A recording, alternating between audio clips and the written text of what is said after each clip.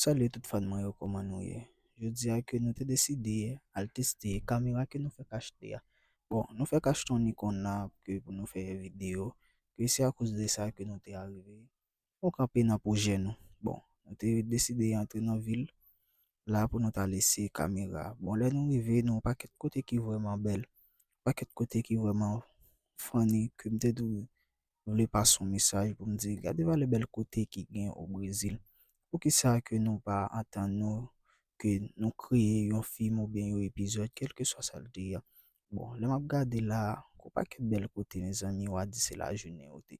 Bon, ça c'est premier jour tourner nous pour nous montrer quel ce côté. Bon, on a quitté sur ensemble avec. Falando da minha vida, criticando as minhas cor. Você não tá me ajudando, só se complica. Fala de fulano, de ciclano mais ainda.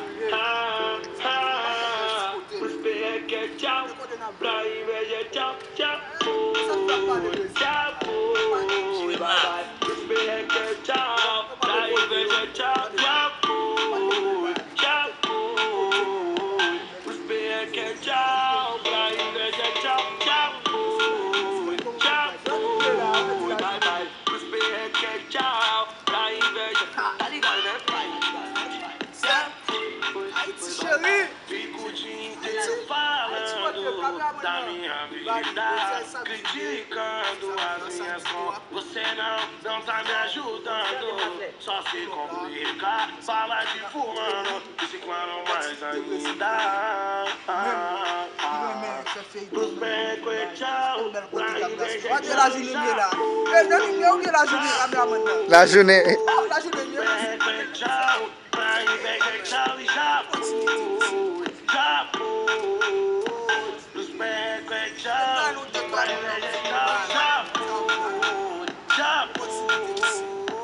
Os becos é tchau, pra inveja é tchau e já fui, já fui. E curti inteiro falando da minha vida, criticando as minhas cor. Você não tá me ajudando, só se complica. Para de fulano, quando mais ainda.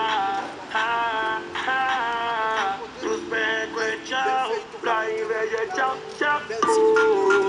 Tchau, bye bye. Pros becos é tchau, pra inveja é tchau, tchau. Nous devons l'église.